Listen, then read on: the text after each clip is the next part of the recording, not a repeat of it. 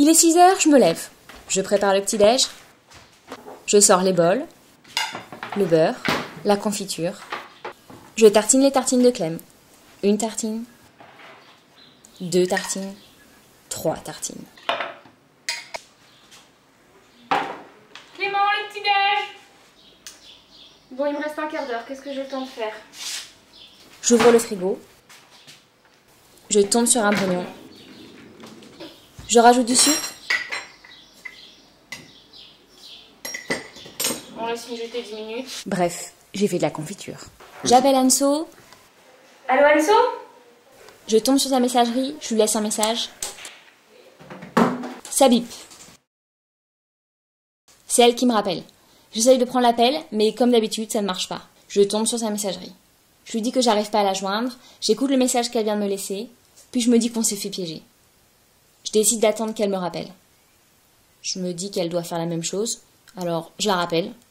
Je raccroche. Ça sonne. Je laisse tomber pour Anso. Je grimpe sur mon vélo. Le téléphone calé à l'oreille. J'appelle Elodie, j'ai plus de chance. Elle répond. Je dois être à Airbus dans 5 minutes. Je passe sur un passage piéton. J'ai toujours priorité. Je prends un sens interdit. J'ai priorité. J'engueule un gamin de 6 ans qui ne va pas assez vite. Je me casse la gueule, je crie, je rigole, je me relève.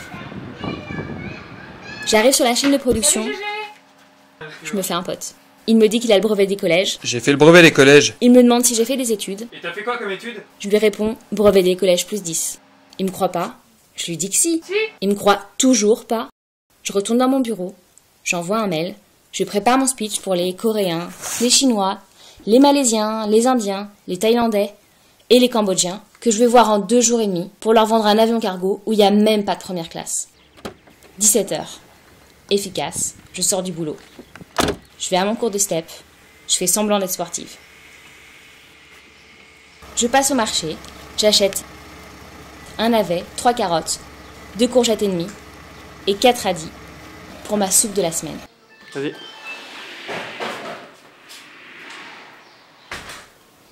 J'arrive au plateau. Et ouais, moi aussi j'ai retapé un plateau. Je me mets en pyjama. J'allume la télé. Je zappe. Je tombe sur Beyoncé, le JT. Je remets le dessin animé en fond. J'attends Clément. Je trie les photos de la course croisière et deck. Clément boit un verre de vin. Clément qui fait des crêpes. Clément qui fait du kayak. Clément qui boit une bière. Il m'a regardé, je l'ai regardé. On s'est embrassés. Quand j'y pense, j'ai quand même fait la seule école en France où il y avait 1% de filles. Le 1%, c'était moi. Pourcent mec, quoi. Bah, j'ai choisi Clément. D'ailleurs, il est toujours pas rentré du rugby. J'ai le temps de copier un tableau, de retaper la chaise que j'ai trouvée au puce dimanche, de repeindre les volets qui vont servir de placard, de planter un romarin sur la terrasse, d'appeler Clémentine pour lui dire que j'ai réservé une super chambre d'hôte pour mon week-end surprise avec Clément, à Biarritz, dans un arbre, dans une cabane perchée, quoi. Samedi matin, on ira faire un petit marché et une brocante. On aura un petit panier d'accueil avec une bouteille de rosé et des petits biscuits faits maison. Et Clément me demandera un mariage. Bref, Charlotte et Clément se sont mariés et nous sommes les témoins de Charlotte.